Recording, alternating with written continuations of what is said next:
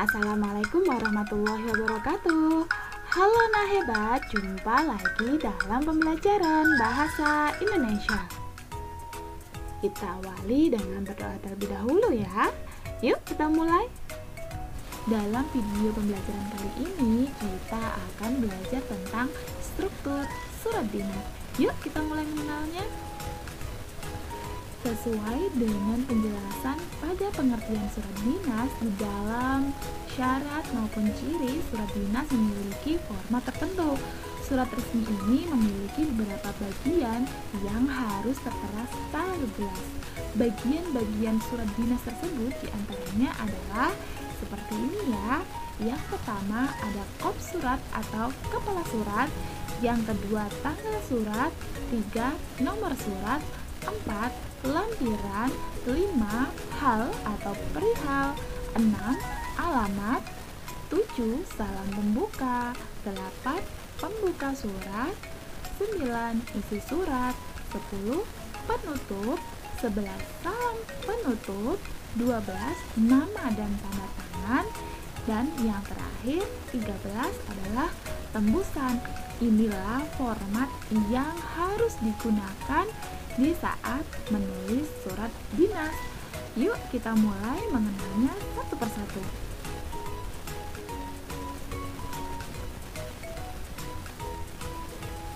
Yang pertama, tentang kop surat atau kepala surat, merupakan bagian atas dari surat resmi yang biasanya digunakan untuk membedakan surat formal dan surat non-formal ya. Kop surat terdiri dari logo, nama, dan alamat agensi atau lembaga atau instansi. Jika namanya merujuk pada organisasi induk, dan kop surat ada karakteristik atau kriteria organisasi tersendiri. Contohnya seperti ini ya, ada logo, ada nama lembaga, dan ada alamatnya. Struktur yang kedua yaitu tanggal surat. Memuat tanggal surat kapan itu dibuat. Tidak perlu menggunakan tempat atau kota ya, karena sudah terdapat di dalam kop surat. Contohnya seperti ini, dia langsung menuliskan tanggal, bulan, dan tahun. Struktur yang ketiga, ada nomor surat. Suatu lembaga pasti biasanya memiliki format nomor surat tersendiri yang diikuti untuk memastikan keabsahan surat. Misalnya 05 garing MKKS garing 2021. Nah, nomor surat ini terdiri dari kode, nomor seri surat yang dikeluarkan, identitas agensi atau lembaga, dan tahun saat surat itu ditulis. Contohnya seperti ini, nomor 23, berarti surat ini dikeluarkan nomor 23. Setelah yang lalu-lalu ada surat-surat sampai 1 sampai 22. Nah, surat yang ini dikeluarkan pada nomor 23. Nah, surat selanjutnya nanti nomornya 24. Begitu ya. Dan ini merupakan kode serinya. Ini kelasnya. Berarti nanti yang diundang adalah kelas 9. Terus ini 07 merupakan tahun. Jelas bukan? Struktur yang selanjutnya ada lampiran. Lampiran adalah lembar tambahan yang bisa dilampirkan. Mereka bisa dalam bentuk lembaran lain atau dokumen lain. Jika tidak ada lampiran yang biasanya diisi dengan tanda hubung, tanda seperti strip gitu ya. Contohnya adalah lampiran. Kalau ada berarti dituliskan 2 berkas. Harus menggunakan tulisan bukan angka. Contohnya seperti ini jika tidak ada lampiran yang dilampirkan menggunakan tanda hubung strip. Struktur Struktur yang kelima yaitu hal atau perihal, judul atau inti dari surat. Misalnya, perihalnya adalah permohonan izin atau undangan. Contohnya seperti ini. Jadi nanti tentunya di dalam surat ini isinya adalah undangan. Begitu ya.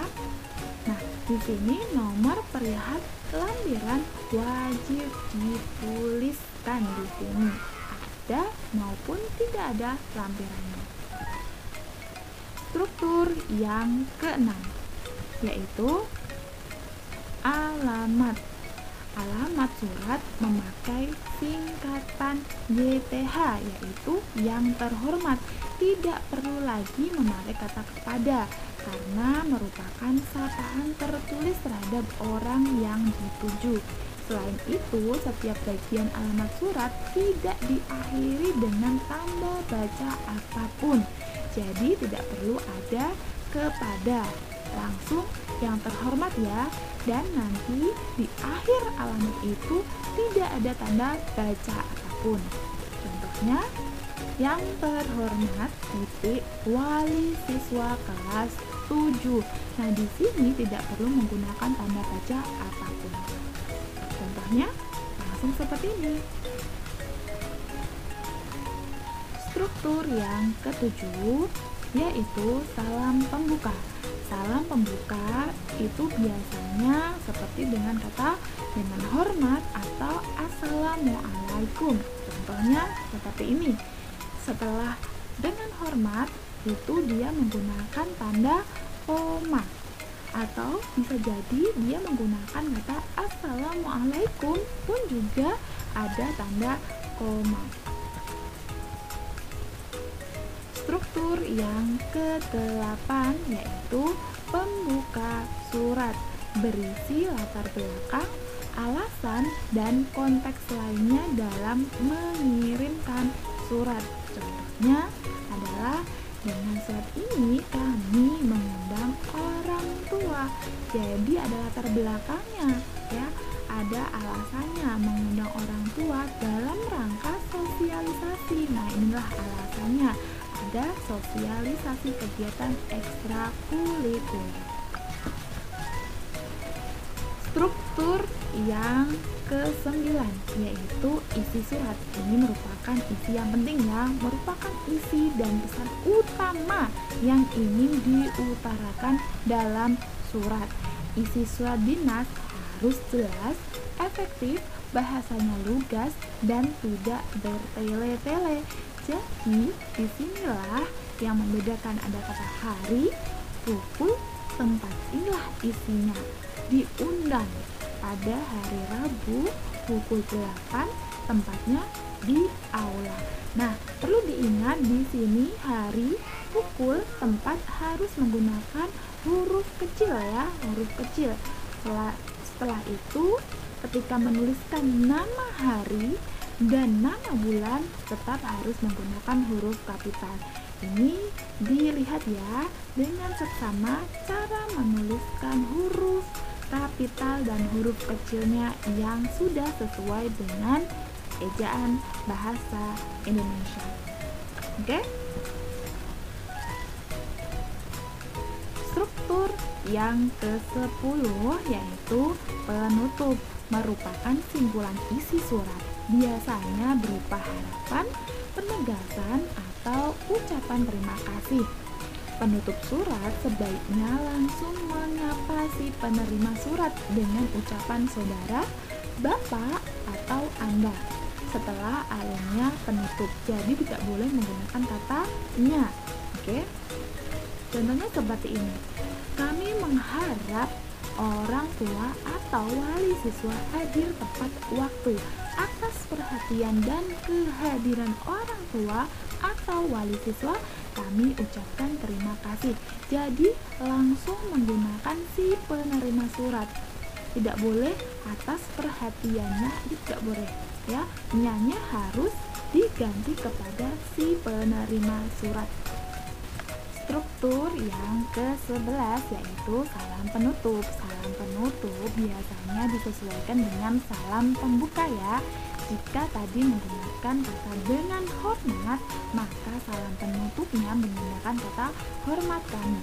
Jika salam pembukanya menggunakan kata assalamualaikum, salam penutupnya disesuaikan menggunakan kata assalamualaikum warahmatullahi wabarakatuh. Seperti itu ya. Struktur yang ke-12 ada nama dan tanda tangan.